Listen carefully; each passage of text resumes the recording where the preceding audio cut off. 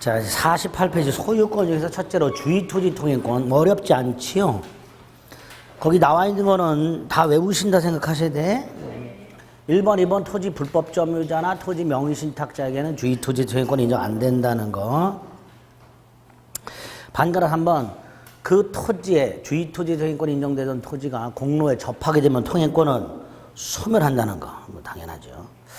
4번. 편리하다는 이유로 통행권 인정하지 않지요.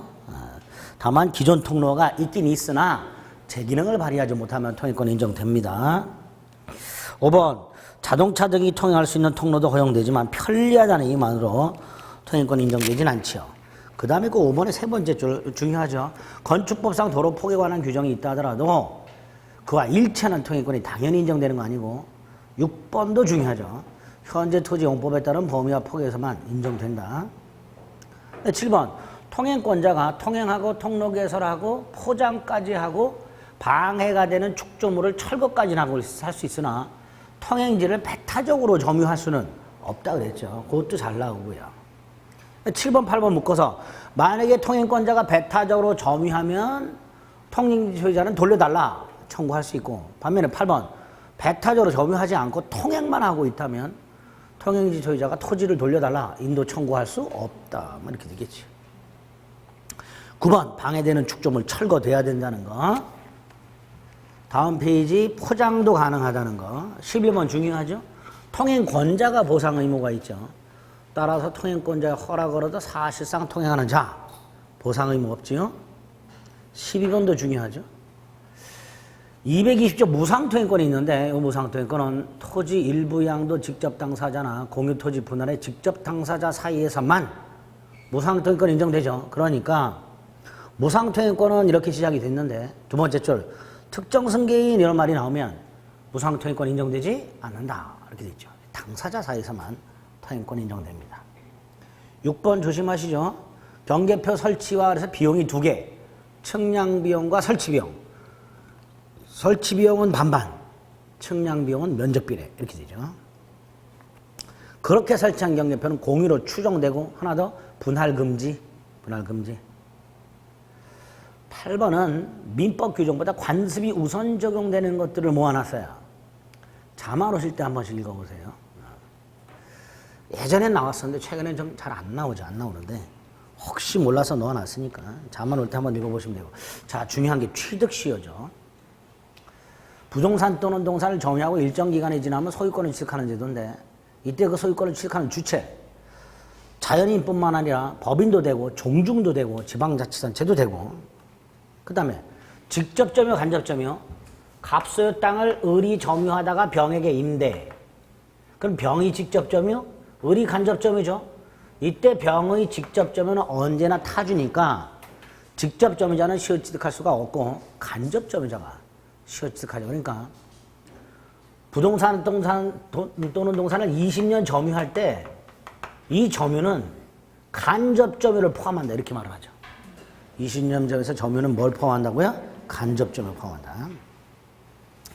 3번 자기부동산 토지 일부 되고요. 당연한 거고. 다음 페이지 국유재산 중에서 일반재산, 즉 잡종재산 되죠. 그죠?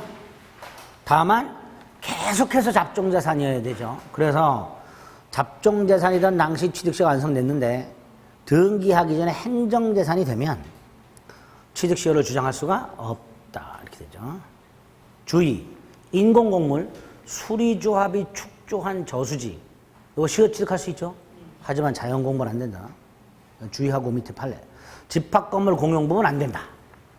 이게 된다 안 된다 확인하시고, 그 다음에 6번 20년 기간 계산할 때 기간 역산할 수 없지요. 기산점 임의 선택할 수 없지요. 그게 원칙이지. 다만 소유자의 변동이 없으면 기산점 임의 선택할 수 있고, 또 하나 을의 시효가 완성이 된 후에 20년이 된 후에 소유자가 바뀌었는데 이때도 을이 점유하고 있고 또다시 20년 경과 이럴 때는 2차 취득시효라고 해서 그 소유자가 변동이 된 때를 새로운 기산점으로 2차 취득시효를 주장할 수 있다. 반가로 1, 2 꼭 기억하셔야 되죠. 7번 이렇게 20년간 점유하면 이전득이 청권이 생기죠. 법률 규정에 의해서 생기지만 채권적이죠. 따라서 원칙 10년의 소멸시효에 걸리지만 반가로 1. 스스로 점유하고 있는 한 시효로 소멸하지 않습니다. 그런데 이 점유를 타인에게 승계시켜주면 그때부터 10년의 소멸시효에 걸리죠. 아까 매수인은 스스로 점유하고 있을 때뿐만 아니라 점유를 승계시켜준 경우 둘 다 소멸시효에 걸리지 않았죠. 하지만 시효완성자는 매수인하고 똑같이 점유하고 있을 땐 소멸시효에 걸리지 않지만 점유를 타인에게 승계시켜주면 그때부터 10년의 소멸시효에 걸립니다. 잊지 마시고 반가로 2번 누구를 상대로 이전등기 청구한다? 시효 완성 당시 소유자.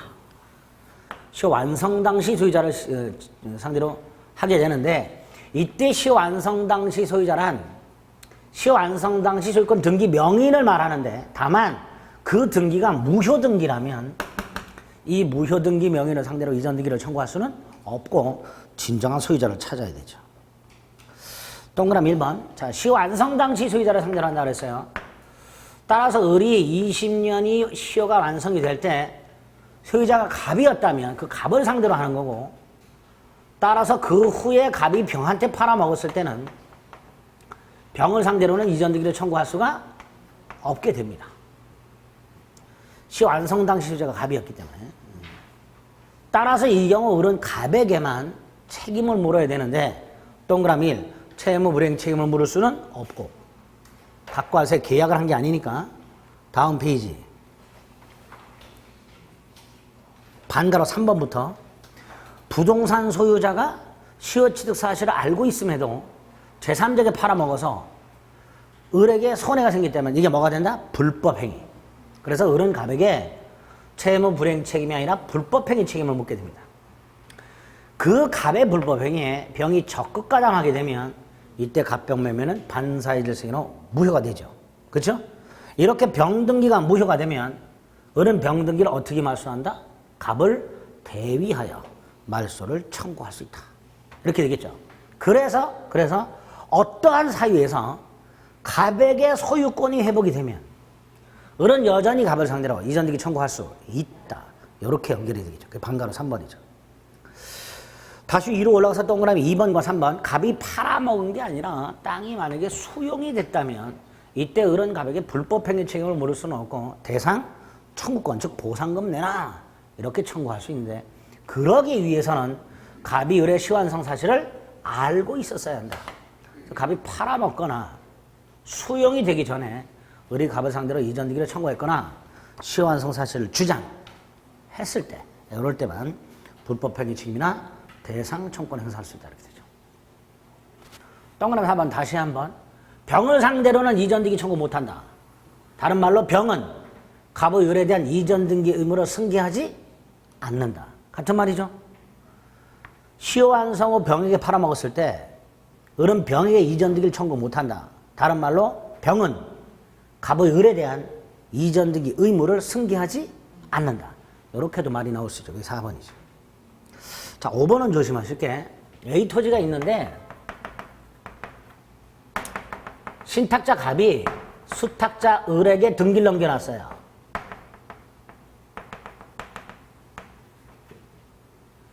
이 땅을 병이 20년을 점유했을 때 병의 입장에서 보면 얘가 소유자인 거예요. 그렇죠?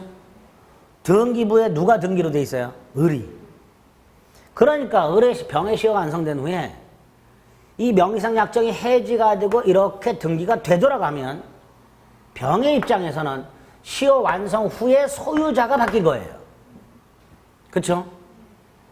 병이 20년 됐을 때 등기부를 떼어봤더니 을이라고 되어 있어요. 그래서 을을 상대로 이전등기를 청구하려고 봤더니 며칠 있다가 갑에게 되돌아갔어. 갑에게 이전등기를 청구할 수 있는가? 못한단 말이죠. 그렇죠? 병의 입장에서는 시효가 완성된 후에 소유자가 을에서 갑으로 되돌아간 거예요. 따라서 5번. 수탁자 이름으로 등기가 된 상태에서 명의 점유축사가 완성된 후 그 등기 전에 등기가 신탁자에게 되돌아간 경우 그 신탁자를 상대로는 시효완성을 주장할 수가 없다. 이렇게 되죠. 그죠? 반가리업은 아까 말씀드렸죠. 갑소유 땅을 을이 점유했는데 어떻게 점유했냐? 건물을 지어서 점유했어요. 그래서 20년 됐어. 그럼 을은 토지에 대해서 이전 등기 청구할 수 있죠. 등기 의무자예요. 그러니까 의무자가 등기 권리자를 상대로 건물 철거 및 토지 반환을 청구할 수는 없다. 아까 말씀드렸던 거고. 반가로 4. 5번은 반대로 갑소유 나대지의 을의 시효가 완성이 먼저 됐는데 갑이 을의 시완성 사실을 모르고 건물을 지었다. 그럼 갑소유 땅 갑소유 건물이죠. 그러니까 설령 을이 이전 등기해서 토지 소유권을 취득했다 하더라도 토지와 건물의 소유가 갖다 달라졌으니까 법정 상권을 인정받게 됩니다. 따라서 을은 갑을 상대로 건물 철거를 청구할 수가 없다. 이렇게 되겠죠. 거기 5번. 또 6번. 마찬가지로 을이 시효가 완성이 된 상태에서 등기하기 전에 과세관청이 압류를 해버렸다. 그리고 을이 등기하더라도 을은 이 과세관청에게 20년 전부터 내 거였다. 왜 엉뚱한 남의 거를 압류했냐라고 소구표를 주장할 수가 없다. 이렇게 되죠. 소구표 주장할 수 없다.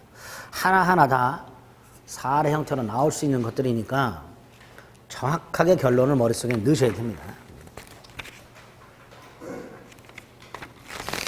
자, 8번 등기부칙시효. 등기부칙시효는 소유자로 일단 등기가 되어 있는 자가 등기부에 10년을 소유회사로 평온하고 호연하게 선임하며 과실 없이 점유하게 되면 소유권을 취득하는 제도인데, 첫째, 등기 자체는 무효 등기여도 된다. 하지만 등기부는 유효한 등기부여야 되니까 무효인 중복 등기에 의한 등기부 취소는 인정되지 않는다. 소유자로 등기하고 10년을 점유해야 된다. 이때 등기 10년, 점유 10년. 스스로 10년 등기 10년 점유할 필요 없고 승계받아 10년이면 충분하죠? 등기 승계, 점유 승계가 인정이 된다. 소유회사로 평온하고 공연하게 선임이여 과실 없이 점유해야 되는데, 첫째 선임과실은 선임과실로 등기가 아니라 선임과실로 점유하라. 점유에 관한 거고요. 점유를 개시할 때만 선임과실이면 되고요. 시효기간 동안 계속 선임과실 필요 없고, 무과실 점유는 추정이 안 되니까 시효 완성자 스스로 증명해야 되죠. 어렵지 않습니다. 등기부 취소는. 그 요건만 간단히 확인한 다음에 마지막으로 등기부 취소 완성이 되면 소유권을 취득하게 되고요. 등기는 권리의 존속 요건이 아니기 때문에 점유자가 등기부 취소가 완성이 돼서 소유권을 취득한 후에 등기가 불법 말소되거나 무단으로 이전되더라도 이미 취득한 소유권은 상실하지 않는다. 이런 것들이 기억나시면 돼요. 반가로 1, 반가로 2, 반가로 3, 반가로 4 그리고 반가로 5까지 쫙 나오죠. 일단 반가로 4와 5 사이에 끼어 있는 거, 부동산 매수인이 매도인의 부동산 처분 권한을 조사했더라면 권한이 없으면 알 수 있었음에도 조사하지 않았다. 뭘 조사했다면 알 수 있었다. 알 수 있었다가 뭐예요? 과실이 있죠. 과실이 있으니까 등기부 취소 인정된다 안 된다? 안 된다. 그렇죠? 근데 아까 부동산 등기 명의를 소유자라고 믿고 거래했다. 이럴 때는 무과실 점유죠. 그때는 등기부 취소가 인정될 수 있죠. 이렇게 조사 제대로 안 했다면, 아까는 왜 믿었다 그래서 조사를 제대로 했으니까 믿는 거예요. 그때 무과실. 근데 조사를 안 했으니까 과실이죠. 등기부 취소 인정되지 않지요. 근데 반가로 3번은 예컨대 A 토지가 있는데 보세요. 갑이 병으로부터 사가지고 을의 이름으로 신탁을 해놨어요. 그 상태에서 10년을 점유했어, 갑이. 이때 소유자로 등기한 자가 을이죠. 근데 을은 명의 수탁자고 타주죠. 취득시효 인정? 안 되죠. 신탁자는 소유자로 등기한 적이 없지요. 따라서 신탁자도 등기부 취소 인정될 수 없다. 이렇게 되죠. 그죠? 그래서 수탁자도 신탁자도 시효 취득 인정되지 않는 등기부 취소. 그게 양가로 3번이 있죠. 나머지 말씀드린 거고요. 물권적 채권 앞에서 한번 봤죠? 1번 봤던 거고 2번 아까 봤던 거죠. 갑소유 땅에 특히 양가로 2번은 사례 형태로 나오니까 정확하게 기억을 해두세요. 갑소유 땅에 을이 무단으로 건물 지었다. 을이 건물 소유자다. 갑은 을을 상대로 퇴거를 청구할 수는 없다. 2번 그래서 갑은 을을 상대로 건물 철거비 토지 반환을 청구하는데 두 번째 2번 병이 토지 소유권을 넘겨받았다. 그럼 갑은 소유권을 상실했으니까 갑은 더 이상 철거 청구할 수 없다 이렇게 되죠. 땅이 팔린 경우 하나 나오고요. 무단 건물이 팔린 경우 나오죠. 병에게. 이때 병은 등기하지 않아서 소유권이 없더라도 철거할 수 있는 지위는 있다. 따라서 갑은 정을 상대로 철거 청구할 수 있다 이렇게 되죠. 3번은 이런 거 계속 말씀드렸죠. 갑 소유 땅에 을이 폐기물을 매립한다. 그래서 갑이 토지 소유권이 방해당하고 있다. 이때 갑은 방해 제거를 청구하는데 그 방해 제거는 방해 원인, 폐기물을 매립하는 행위 이거 하지 마라. 이거 청구할 수 있죠. 그죠? 더 이상 매립하지 마라. 이거 청구할 수 있어요. 그런데 이미 매립되어 있는 폐기물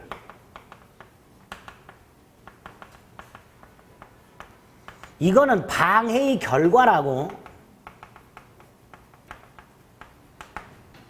요게 방해 원인이고요.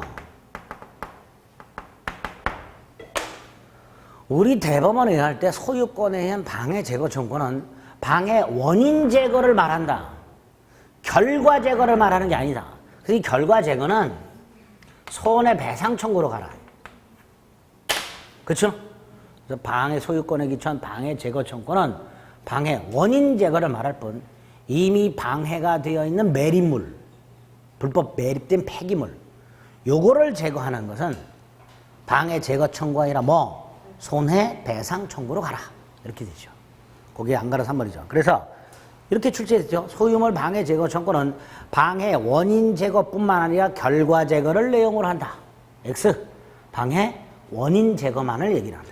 방해 결과 제거는 손해배상 청구로 가라. 공동소유 중에 공유 1번 공유 지분 처분자유 당연히 알고 계시는 거고 그 다음에 공유 물 처분 변경은 전원동의 구별해야 돼요. 지분 처분과 공유물 처분 변경을 구별하자. 그 다음에 중요한 게 공유물 관리죠. 관리는 보존, 이용, 개량 행위를 말하는데 그 중에 보존은 각자가 나머지 관리는 지분의 과반수 공유자의 과반수가 아니라 지분의 과반수. 자 이때 공유자의 과반수로 할 수 있는 관리 행위 대표적인 게 임대 제3자로 하여금 사용 수익하게 하는 거 이게 관리죠. 또 공유물의 특정 부분을 사용 수익하는 거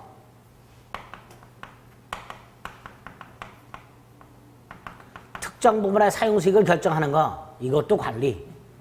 그 다음에 임차인의 갱신 요구에 대해서 공유자인 임대인이 거절하는 거 이것도 관리. 그래서 공유물의 관리는 지분의 과반수를 결정한다.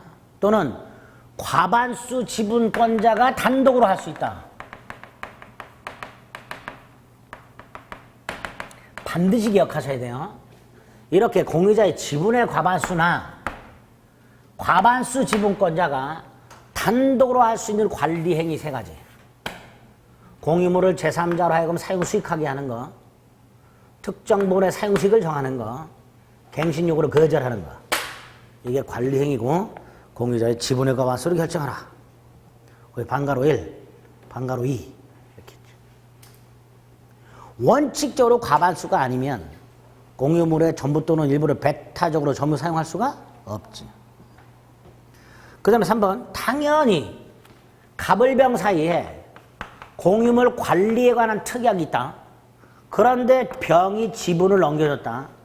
이 갑을병사의 공유물 관리 특약은 지분 승계인에게도 원칙 당연히 승계된다. 원칙. 단 예외. 승계되지 않는 거 지분권의 본질적 부분을 침해하는 특약 이런 말이 나와요. 공유 지분권의 본질적 부분을 침해하는 특약 이렇게 나오게 되면 이거는 당연히 승계하는 것은 아니다. 그럼 여기서 끝나면 되는데 공유 지분의 본질적 부분을 침해하는 특약이 뭐지? 이거 생각하시는 분들 있어. 그런 건 안 나와요. 시험에. 다음 중 공유 지분권의 본질적 부분을 침해하는 특약이 뭐냐 이런 거 안 나와. 안 나오니까 정리.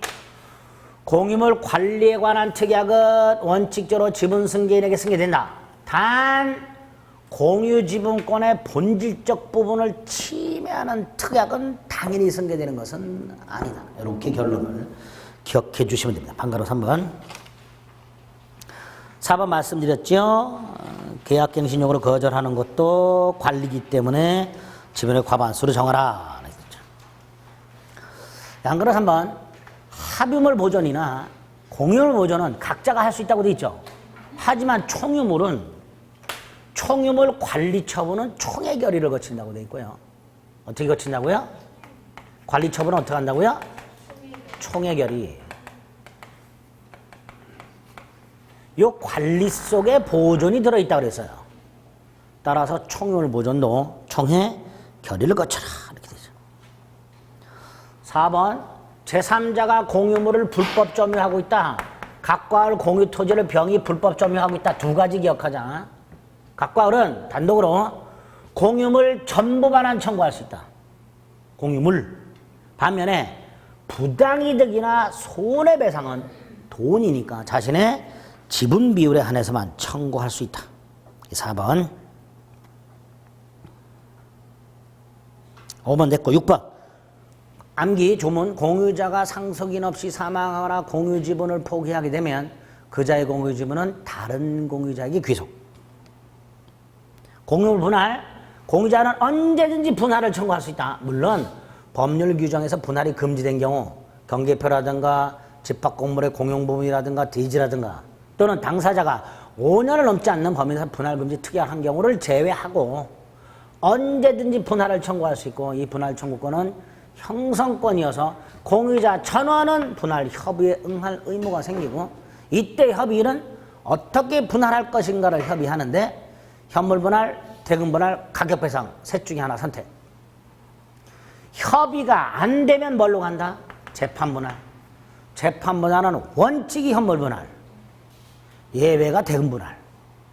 가격배상은 없고 가격배상 형태의 현물분할로 인정한다고 그랬어요. 그런 내용들이 일단 반가로 1, 반가로 2, 반가로의 주인은 안 봐도 되고요. 반가로 3. 현물분할하면서, 자, 현물분할하면서 당사자 간에 협의가 안 돼가지고요, 재판으로 왔어요. 재판으로 왔을 때 우리 대법원은 여기 보세요. 각과 을병정이 공유하던 땅이 있었는데 각과 갑이 을병을 상대로 분할을 청구했어요. 근데 얘네들이 끝내 협의에 응하질 않아. 우리는 공유관계가 좋아 뭐 이래 가면서. 그래서 갑이 배판으로 갔어. 이때 법원은 분할 청구한 사람은 단독 소유권을 반드시 인정해야 되고, 나머지 분할을 원하지 않는 사람들은 여전히 공유로 남기는 방법, 이런 분할 허용? 된다. 3번. 분할을 원하는 사람은 단독 소유로 인정하고, 분할을 원하지 않는 사람, 밑에 판례 보세요. 공유물 분할 청구 소송은 형성해서로서 법원은 공유물 분할을 청구하는 자가 이렇게 분할해 주세요라고 청구하는 방법에 구애받지 않고 법원이 재량에 따라 합리적으로 분할을 명할 수 있다. 따라서 분할을 원하지 않는 나머지 공유자는 여전히 공유로 남기는 방법도 허용된다. 물론 분할을 원하는 사람은 당연히 공유관계를 해소시켜줘야 된다. 하지만 원하지 않는 사람들은 분할하고 남는 부분을 여전히 공유로 남기는 방법에 분할도 허용된다. 그 위에 반가를 한 번은 가격배상 형태의 현물분할. 공유자 중 1인이 단독으로 소유권을 시작하고 나머지 공유자의 지분을 가격을 배상하는 형태의 현물분할. 이것도 허용된다. 이건 가격배상이 아니라 뭐의 일종이다? 현물분할의 일종이다. 이렇게 되죠. 오른쪽 4번 재판분할은 현물분할이 원칙 안 될 때 경매로. 그 다음에 5번 분할된 부분에 하자가 있는 부분을 취득한 사람, 다른 공유자들은 기억하세요. 매도인과 동일하게 지분의 비율, 균등한 비율이 아니라 지분의 비율로 담보 책임을 진다.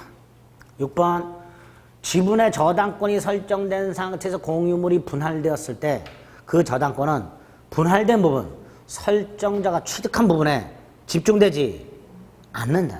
구분수적 공유도 마찬가지입니다.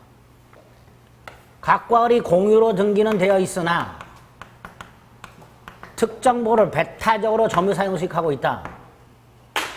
이때 갑이 요거를 담보로 돈을 빌리되 지분의 저당권을 설정하고 그 다음에 분할을 이렇게 했다.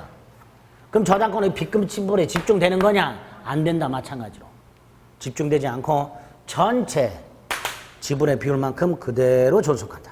공유 지분의 저당권이 등기가 되어 있기 때문에. 그 다음에 7번도 기억하세요. 이런 구분 소유적 공유관계를 해소하는 방법. 각과 을이 등기부에는 공유로 등기되어 있어 불편해요. 단독으로 각각 소유하고 있으나 등기부에는 공유로 등기되어 있어서 대출받기도 힘들고 아주 불편해. 그래서 안 되겠다. 쪼개가지고 단독 소유권을 인정하자. 이때 분할 청구할 수 없고 상호 명상약정을 해지하고 지분을 서로 이전함으로써 구분소유적 공유관계를 해소하게 됩니다. 구분소유적 공유는 대외적으로 공유해요. 대내적으로는 단독 소유예요. 두 번째, 이런 구분소유적 공유관계를 해소하는 것은 대내 관계예요. 대외 관계가 아니라. 그러니까 분할을 할 수가 없어요. 그래서 상호 명상약정을 해지하고 그 해지를 원인으로 각각 지분을 이전, 교환함으로써 구분소유적 관계를 해소하게 됩니다. 요거 이렇게 나온 적이 있어요. 거기 밑에 화살표에 보면 구분소유적 공유관계 해소는 공유물 분할에 의한 지분 이전 등기에 의한다. X. 공유물 분할에 의한 지분 이전 등기가 아니라 상호 명의탁 해지를 원인으로 한 지분 이전 등기에 의한다. 이렇게 돼야 돼요. 분할이라고 하면 안 돼요. 아시겠죠? 예? 조시는 것 같아. 예? 아니에요? 근데 아까 오전하고 분위기가 달라. 어? 아까는 그래도 전투적이었는데 표정이 지금 무슨 패잔병 같아. 예? 빨리 퇴각을 명했으면 좋은 뭐 그런 표정을 짓고 있어. 힘을 내셔야지요. 저도 졸려요. 저도. 여러분만 밥을 먹은 게 아니야. 저도 졸려. 합의는 간단히 공유와는 달리 합의는 전원동의 없이는 지분 처분할 수 없고 합의물 처분 변경의 전원동의 다만 보존은 각자가. 그 다음에 2번 중요하죠. 합의자가 사망하더라도 지분은 상속되지 않는다는 거. 그 다음에 합의 재산은 등기부에 보면 합의로 등기가 되죠. 그러니까 합의자 1인의 단독 이름으로 등기되면 무효. 이렇게 되는 거예요. 합의 재산은 뭘로 등기된다고? 합의로 이렇게 등기가 돼요. 따라서 합의자 1인의 명의로 등기하면 무효. 그 다음에 4번 지분 포기라고 돼 있죠. 아까 뭐라 그랬어요? 조합관계에서 탈퇴함으로써 지분을 포기한 경우에 법률행위라고 그랬죠. 등기해야 된다 그랬죠. 그러니까 4번에 뭐라고 돼 있어요? 합의자 중 1인이 자신의 합의지를 포기한 경우 나머지 합의자들에게 등기를 하지 않는 한 여전히 합의자의 지위를 갖는다. 등기해야 합의자의 지위가 소멸하게 된다. 등기 필요. 4번은 등기 필요로 기억을 합니다. 아까 조합관계 탈퇴, 합의 지분의 포기 다 같은 말입니다. 법률행위니까 등기 필요하다. 기억하세요. 총유는 지분 없지요. 그거 외우기만 하면 돼요. 관리처분 총회결의, 사용수익, 정관기타 규약의 주차. 이렇게 있죠. 그리고 관리 속에 보존이 있으니까 총유물 보존도 총회 결의를 거쳐라. 이렇게 되어 있죠. 총유물 보존도. 그래서 반가로 1, 반가로 2 간단하게 눈도장 찍으시면 됩니다. 소유권은 이렇게 가볍게 처리하세요. 요 한도 내에서 답이 있습니다. 지상권은 한 문제 나오고 기본적인 것만 체크하고 법정상권은 꼭 필요한 거 몇 가지만 외웁니다. 먼저 지상권, 양가로 1번. 지상권 양도할 수 있고 담보 제공하고 저당권 설정할 수 있고 임대할 수 있죠. 설정자 동의 필요 없고 금지특약 무효라고 그랬죠. 지상권 행도성은 절대적으로 보장된다. 그다음에 2번. 지상권과 지상물은 별개의 권리이기 때문에 따로따로 양도할 수 있다. 그게 2번. 그래서 지상권자와 지상물 소유자가 달라도 되고 지상권 설정 당시 지상권의 효력이 미치는 범위와 지상물의 범위 달라도 되죠. 당연하죠. 지상권을 딱 지상물을 요만큼 짓기로 해서 지상권의 범위 딱 요렇게만 하면 이 건물을 어떻게 들락날락 할 거예요. 그러니까 지상물의 범위와 지상권의 범위가 다른 경우 얼마든지 있을 수 있죠. 네? 그게 양가로 2번이죠. 담보 목적, 지상권 설정할 수 있죠. 나대지를 담보로 돈을 빌려주는 금융기관이 저당권만 설정하는 게 아니라 지상권도 설정할 수 있고, 이때 지상권은 담보 목적이니까 변제를 통해서 채권이 소멸하면 저당권뿐만 아니라 지상권도 소멸이죠. 저당권뿐만 아니라 지상권도 소멸. 지료, 지상권은 유무상을 불문하죠. 이렇게 말하죠. 지료지급은 지상권의 요소가 아니다. 단 일단 지급을 약정했을 때 유상인 경우 등기해야 제3자에게 유상을 대항할 수 있다. 그렇죠? 등기하지 않는 한 제3자, 예컨대 지상권 양수인이나 토지 양수인에 대한 관계에서는 지료 지급을 주장할 수가 없다. 지료 연체를 이유로 지상권 소멸도 청구할 수가 없다. 지료 증감도 청구할 수가 없다. 이렇게 되죠. 그게 반가로 1이죠. 2번 2년 이상 지료 연체하면 지상권 소멸을 청구할 수 있는데, 특히 다음 페이지 3번 아주 중요하다 그랬죠. 토지 소유권의 양도 전후에 걸쳐서 2년 연체했을 때는 양수인에 대한 관계에서 아직 2년이 되지 않았다면 양수인은 지상권 소멸을 청구할 수가 없다. 4번은 최근에 잘 나오죠. 법정 지상권은 유상이다. 그래서 법정 지상권이 성립하면 지료를 지급할 의무가 생기는데, 다만 얼마를 지급할 것인가 지료액은 법정 지상권이 성립한 후에 협의나 법원에 의해서 결정이 된다. 따라서 결정 전에는 지료 연체가 있을 수 없다. 하지만 결정이 되면 서급하기 때문에, 지료가 일단 결정이 되면, 예컨대 판결을 통해서 결정이 되면 판결 확정 후에 2년 이상 연체가 아니라 판결 확정 전 후에 걸쳐 2년 이상 연체한 경우 지상권 소멸을 청구할 수 있다. 이렇게 되죠. 4번 판결 확정 후 2년이 아니에요. 판결 확정 전 후에 걸쳐 2년. 그러니까 3번하고 헷갈리는 거예요. 토지 양도 양수는 양수 후 2년이에요. 그렇죠? 양도 전후 2년이 아니라 3번하고 자꾸 헷갈린단 말이죠. 구별하셔야 돼. 법정상권도 2년 이상 지료 연체하면 지상권 소멸을 청구할 수 있고, 그 다음에 6번은 지상권이 저당권의 목적이거나 지상물이 저당권의 목적일 때 2년 이상 지료 연체한 경우에는 저당권자에게 통지하라 말이죠.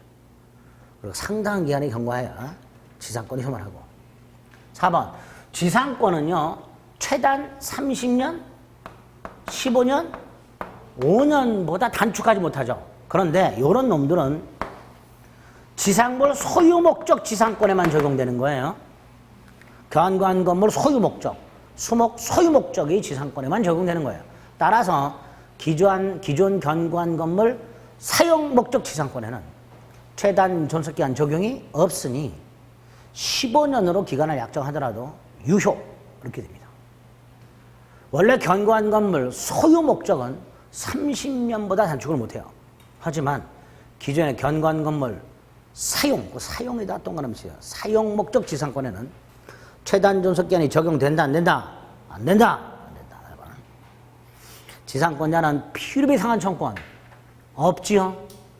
유익비 상한 청권 있죠. 이 정도가 지상권에서 일단 기본적인 것들이에요. 구분상권은 지하 지상의 특정 공간만 사용하니까 수목 소유 목적으로 못한다는 거 하고요. 구분상권을 설정하고자 하는 땅에 기존 지상권자라든가 지상권을 목적으로 하는 저당권자 등이 있다면 전원 승낙을 받으라는 거, 그 두 가지만 구분상권은 기억하시면 돼요. 자, 중요한 게 또 분묘기지권이죠. 언제든지 또 나올 수 있는 거죠. 타인 소유 토지에 분묘를 설치하고 분묘를 소유하면서 제사소봉사를 위해서 분묘기지 및 주의 공지를 사용식할 수 있는 지상권 유사의 물권이죠. 그죠? 자, 공시는 뭘 갖고 하죠? 봉, 분의 형태. 따라서 평장, 암장, 자연장, 수목장, 가묘. 분묘기지권 인정되지 않는다. 그랬고요. 양가로 1번 분묘기지권을 취득하는 방법 중에 세 가지가 있죠. 토지 소유자의 승낙을 받으면 바로 취득하고, 타인 토지에 무단 설치하면 20년 경과하면 시효 취득하고, 물론 이 분묘는 장사 등에 관한 법률 2001년 이전에 설치한 분묘만 장사 등에 관한 법률 시행 후에 설치한 분묘는 취득시효 인정되지 않습니다. 그리고 이제 내 땅에 분묘를 설치하고 땅만 팔았을 때 이럴 때 인정이 되는데 특히 문제가 되는 게 취득시효죠. 양가로 2번. 타인 토지의 소유자 승낙 시 분묘를 설치했다. 물론 장사 등에 관한 법률 시행 전에 설치. 그럼 20년간 점유하면 분묘 기지권을 취득하는 게 아니라 분묘 기지 소유권이 아니라 분묘 기지권을 취득합니다. 거기 두 번째 줄에 분묘 기지권 조심하세요. 분묘 기지 소유권으로 나온 적 있어요. 그 다음에 첫 번째 줄에 보면 20년간 평원 공용이라고 돼 있죠. 20년간 소유의 사로를 슬쩍 끼워넣은 적도 있어요. 틀린 질문입니다. 소유의 사 필요 없습니다. 타주기 때문에. 그래서 20년간 평원 공연 점유입니다. 타주입니다. 소유의 사 필요 없어요. 그리고 분묘 기지 소유권이 아니라 분묘 기지권을 실질 겁니다. 잊지 마세요. 마지막 중요하죠. 지료 지급할 필요 없다. 분묘 기지권을 시효 취득한 경우에는 지료 지급 의무 없다. 3번 분묘 기지권은 종손이 취득하되 예외적으로 종중이 기속되는 경우가 있고 4번 주위의 공지에까지 미치지만 5번 새로운 묘지를 쌍분이든 단분이든 신설할 권은 인정되지 않으며 6. 장사 등에 관한 법률의 옛날 이름이 매장 및 묘지 등에 관한 법률이죠. 마찬가지로 장사 등에 관한 법률에도 개인묘를 20평방미터로 제한하고 있어. 근데 이건 분묘 기지 면적을 제한하는 거죠. 분묘 기지권은 이거보다 넓죠. 그러니까 장사 등에 관한 법률에서 분묘 점유 면적을 1기당 20평방미터로 제한하고 있다 하더라도 분묘 기지권의 범위가 그 제한 면적 범위 내로 한정되는 것은 아니다. 이거보다 더 넓을 수 있죠. 그렇죠? 7번 분묘기지권은 분묘에 대한 제사수호 봉사가 계속하는 한 존속한다. 그 다음에 세 번째 줄 봉분이 멸실되면 분묘기지권은 소멸하되 단 유골이 존재하고 원상복구가 가능한 일시적 멸실인 경우에는 소멸하지 않는다. 상식적으로 다 알 수 있는 것들이 그러죠. 분묘기권 문제가 나오면 이건 무조건 맞춰야 됩니다. 어렵진 않아요. 네? 다 아시는 거예요. 자, 관습상 법정 사건. 일단 요건 3개가 머릿속에 뼈대가 딱 잡혀 있어야 돼요. 그리고 이제 몇 가지 추가해서 암기하는 거예요. 토지와 건물이 존재하고 소유자가 동일해야 돼요. 이때 원시적으로 동일할 필요가 없고요. 미등기 무허 건물도 되죠. 그거 기억하셔야 되고요. 두 번째, 토지와 건물이 매매 등 기타 원리로 달라져야 돼요. 근데 여기서 환지 처분이나 환매권 행사를 통해서 달라졌을 때는 법정사건 인정 안 된다 그랬고요. 그 다음에 법정사건을 포기하는 특약이 없어야 되는데요. 요 포기 특약이 되는 게 두 가지죠. 철거 특약하고 토지 임대 특약. 일단 요게 기본이에요. 거기 이제 몇 가지 판례 추가하면 됩니다. 첫째 4번의 양가 1번 305조 법정사건이나 366조 법정사건은 강행 규정입니다. 따라서 포기 특약은 무효예요. 하지만 관습상 법정사건은 임의적입니다. 따라서 포기 특약할 수 있습니다. 4번에 1번. 자, 2번 원시적으로 동일할 필요가 없다. 그럼 언제 동일해야 되나? 여기 매매 등 처분 행위가 있을 때 토지나 건물을 매매했다, 증여했다, 교환했다 등등 토지와 건물이 처분이 될 때 동일 했는지 가지고 판단하되 단 토지나 건물에 압류가 되었거나 압류보다 먼저 가압류가 되었거나 가압류보다 먼저 저당권 따위가 등기가 되어 있었다면 각각 압류된 때, 가압류된 때, 저당권이 설정된 때 동일. 이런 식으로 나온 적 있어요. 목적물이 경매를 통해서 소유자가 달라졌을 때 경락대물 완납한 시기에 동일했다면 이렇게 나온 적이 있어요. 근데 목적물이 경매가 되면 먼저 압류가 돼요. 그렇죠. 그러니까 목적물이 경매됐다 그러면 압류가 됐다라는 말로 바꿔 생각하셔야 돼요. 그러니까 압류 효력이 발생할 때 동일했는지 여부 가지고 관습법상 법정사건 성립 여부를 판단하게 됩니다. 경락되고 완납한 때가 아니라 배당 요구 종기가 아니라 매각허가 결정이 있은 때가 아니라 언제를 기준으로 압류 효력이 발생한 때. 그 밑에 주의 판례 있죠. 어쩌고 저쩌고 경매 절차를 통해서 이전되는 경우라고 돼 있죠.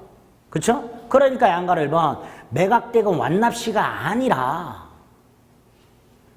경매 개시 결정으로 압류혈이 발생한 때를 기준으로 동일했는지 여부를 판단해라. 2번, 그 전에 가압류가 되었다면 가압류 효력이 발생한 때를 기준으로. 3번, 압류나 가압류보다 먼저 저당권이 설정돼 있었다면 그 저당권이 설정된 때를 기준으로 토지와 건물의 소유자가 동일했는지 여부 가지고 판단하라. 이렇게 되죠. 됐죠? 그러면 양가로 3번은 보세요.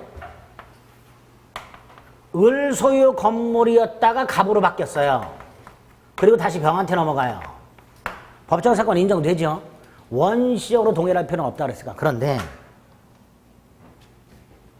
을에서 갑으로 소유권이 넘어감으로써 토지와 건물의 소유자가 동일인에게 귀속이 됐는데 이게 원인무효.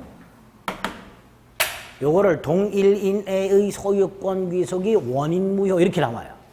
그러면 을에서 갑으로 소유권이 넘어간 적이 없었던 거죠. 따라서 법정사건 인정 안 된다 이렇게 돼요. 그래서 그 밑줄 가지고 법정사건 안 된다 확인하시면 돼요. 4번은 나대지에 저당권 설정 후 건물이 지어졌으니까 법정사건 인정 안 되고요. 5번에 환지나 환매권 법정사건 안 되죠. 6번 암기 공유토지. 포인트가 공유토지예요. 토지공유 또는 공유토지.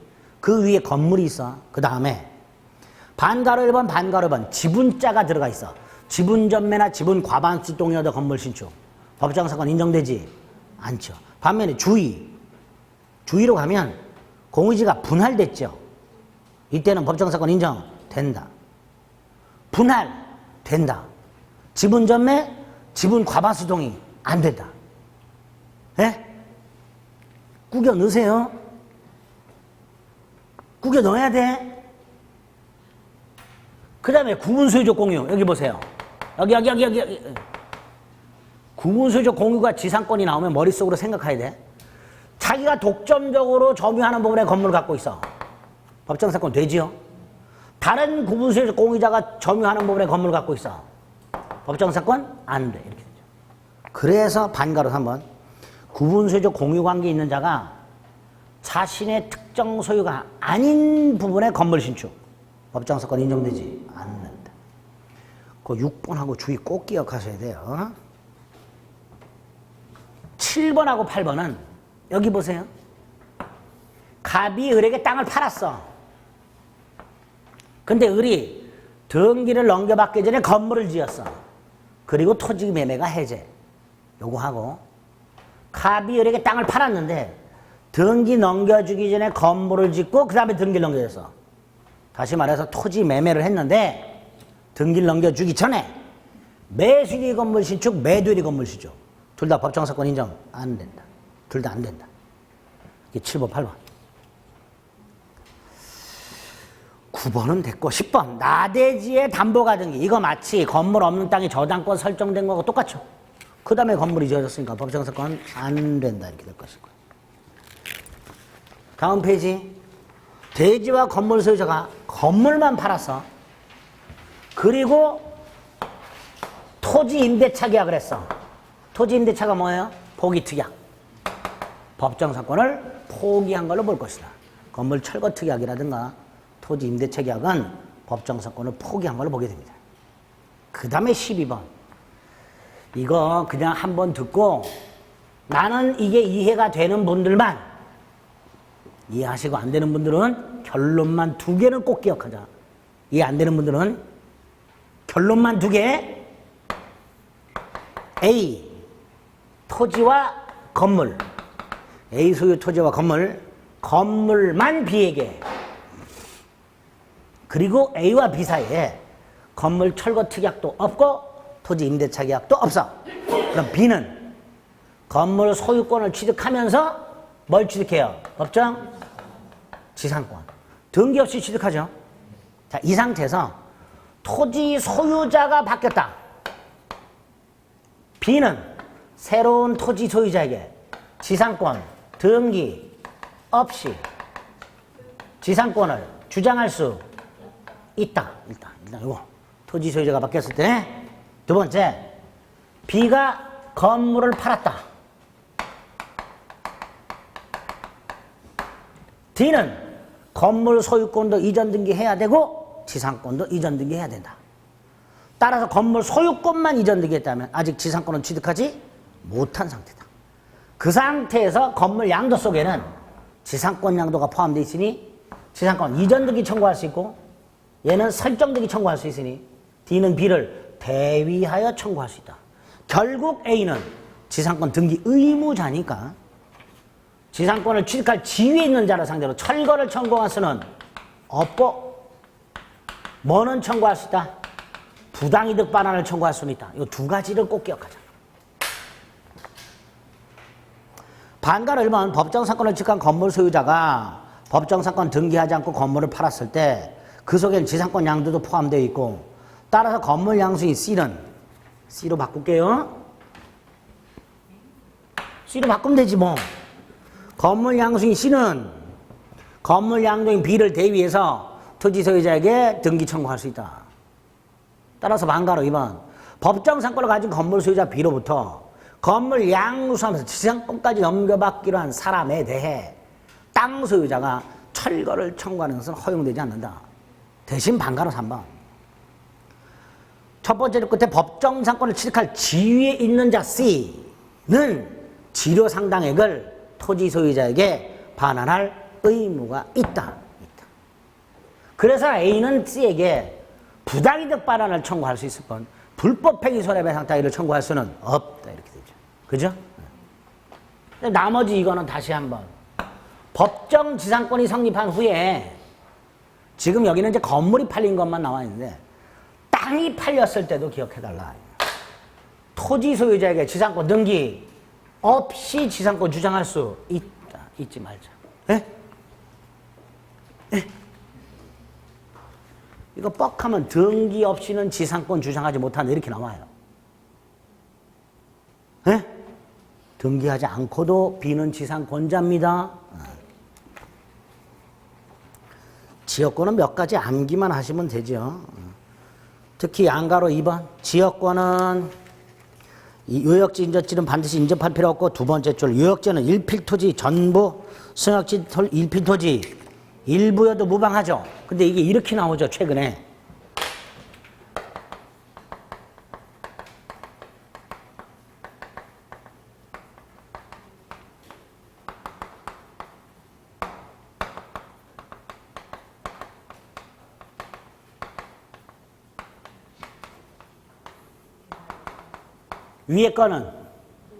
위에 거는 안 돼. 밑에 거는 돼. 지역권은 요역지를 위한 권리죠. 그러니까 이게 요역지예요.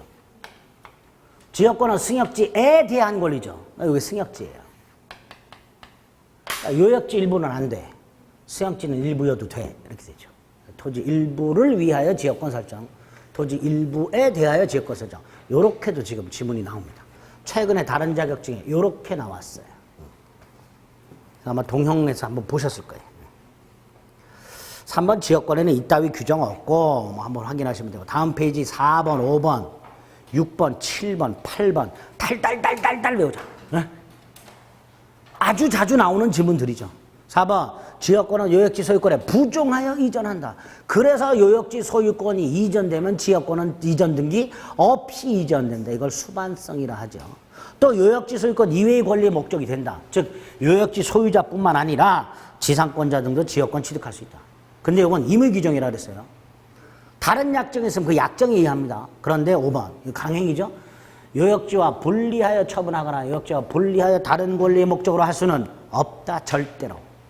지역권의 부종성이죠. 강행규정. 그래서 지역권만 저당권의 목적으로 할 수 없다. 문제 다음 중 저당권의 객체가 될 수 없는 것은 답이 지역권. 이렇게 나온 적도 있다. 7번의 첫 번째 줄이 원칙이죠. 공유자가 1인이 지역권 취득하면 다른 공유자도 지역권을 취득해요.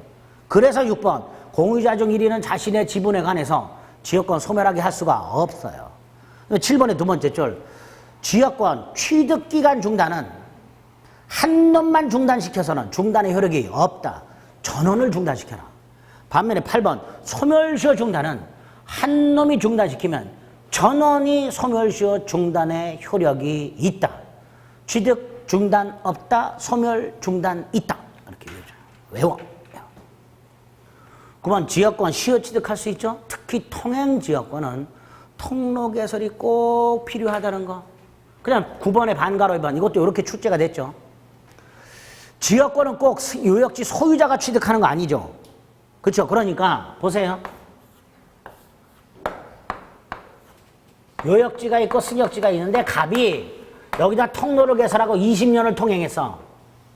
그럼 얘가 지역권을 시효 취득하겠죠. 근데 얘가 통로 개설하고 승역지를 통행할 시작할 때 이걸 벌레가 점유를 할 때 이렇게 말해요. 실질적으로는 점유는 아니고요. 통로를 개설해서 통행을 시작할 때 갑이 요역지 소유자가 아니라 지상권자였어. 또는 임차인이었어. 시효 취득 인정된다 안 된다? 되지요. 되지요. 그걸 이렇게 말을 해. 승역지 점유를 시작할 당시 요역지 소유자가 아니었다는 이유만으로 통행지역권의 시효 취득을 부정할 수는 없다. 요역지 소유자가 아니어도 지역권을 시효 취득할 수 있다. 이런 뜻이죠. 그렇게 근데 출제가 해요. 판례가 문구예요. 문구가. 이 문구 어디서 한번 보신 적 있죠? 문제에서. 모의고사에서. 표정이 어두워. 기억이 안 나. 괜찮아. 그런 거 이제 지금 리바이벌 하는 거예요. 그렇죠? 우리 머릿속은 아주 뭐죠? 우리 시골 같은 데 가면 아주 맑은 물 있죠? 바닥이 훤히 보이는. 우리가 외워야 될 게 우리 뇌 위에 저 밑 바닥에 싹 가라앉아 있어. 그거를 막 긁어가지고 끄집어내야 돼. 악착같이. 모의고사 같은 거 볼 때는요, 시험 보기도 싫고 귀찮아가지고 안 끄집어내죠. 근데 실전 가면요, 똥끝짓 하기 때문에, 인상 빡빡 쓰면요, 기억이 처음에 봤을 때 안 났던 것도 생각하면 할수록 막 이렇게 탁탁 튀어나오고 그래요. 그래서 실전 가면 모의고사 점수가 더 잘 나오는 거예요. 실수하지 않는 한. 그 전날 밤새지 않는 한. 전날 밤새는 사람들. 큰일이에요. 지금은 밤새도 되는데 시험 전날은 밤새면 안 되죠. 참 이상해. 시험 전날 밤을 새 꼭. 네? 그래서 제가 그랬잖아요. 전전날 밤새라고. 금요일날 밤을 새시라고. 아니다. 목요일날. 그리고 금요일날 절대로 낮잠을 자면 안 돼. 이 말짱꽝이에요. 금요일날 낮에 악착같이 참아. 그럼 10시쯤 되면 들어놓으면요. 그냥 하루 날밤을 샜기 때문에. 그러니까 목요일날 밤을 새세요. 잠 안 오는 분들은 목요일날 악착같이 밤을 새요. 그리고 금요일날 낮잠을 자지 마. 요때 밤샘. 낮잠 X. 그리고 금요일날 10시쯤 취침. 딱 그래야 다음날 컨디션이 괜찮아요. 적어도 8시간을 자야 돼요. 야, 10시 너무 일찍 자는 거 아니냐. 새벽에 눈이 떠진다니까. 걱정이 돼서. 늦게 자도요. 새벽에 뭐 조금만 부석거려도 깨요. 그럼 그때부터 잠이 안 와. 그러니까 일찍 잡니다. 그래야 6시까지 8시간을 잘 수 있어요. 그래야 시험 당일날 조금 맑은 머리로 기억이 나요. 안 그러면 저도 해봤는데요. 전날 밤 새는 거 아무 소용없어요. 다음날 아무 생각도 안 나요. 시험장에서 정말 아무 생각도 안 나요. 그냥 빨리 시험 끝나서 자고 싶은 생각밖에 없어요. 피곤도 하고 집중력도 금방 떨어지고. 야, 커피 한 2캔 마시면 된다. 바카스 3병 마셔도 안 돼요. 제가 바카스를 3병인가 마셔봤어요. 안 돼. 졸려. 잘 생각하세요. 9번 했죠? 10번 아까 봤죠? 반환 청구는 안 되고. 11번 계약을 통해서 승역지 소유자가 적극적 의무를 부담할 수 있고 그 승역지 승계인도 특별 승계인도 부담하고 그걸 벗어나는 방법으로 만들어진 게 뭐라고? 위기. 자, 위기 3번째 줄. 승역지 소유자는 지역권에 필요한 부분의 토지 소유권을 지역권자에게 이렇게 돼 있죠. 재작년에 이따구로 출시했죠. 요역지 소유자는 지역권에 필요한 토지 소유권을 지역권 설정자에게 위기하여 이렇게 출제했어요. 틀린 걸로. 수험생분들이 있다고 아무 생각 없이 있다가 이거 옳은 거네 이렇게. 그게 아니고 승역지 소유자가 자신의 소유권을 지역권자에게 이전하는 거예요. 그게 위기예요. 아시겠죠? 그 다음에 12번 공작물 공동사용. 그리고 이익을 얻은 비율로 비용을 분담. 이것도 비용을 분담할 필요가 없다. 이렇게 출제가 된 적이 있습니다. 또 승역지 소유자는 지역권 행사를 방해하지 않는 범위 내에서 지역권자가 지역권 행사를 위하여 승역지에 설치한 공작물의 사용을 청구할 수 있고 OX 이거 OX? X죠. 사용할 수 있고죠. 지역권자에게 사용을 청구하는 게 아니라 사용할 수 있고 그 다음에 비용을 분담할 필요가 없다. 비용 분담해야 한다. 일정한 요건 하에 공작물을 사용하는 거고 비용은 따로 분담하도록 하고 있습니다. 됐지요? 네? 네, 지역권까지 왔어요. 전세권은 또 좀 쉬었다가 보겠습니다.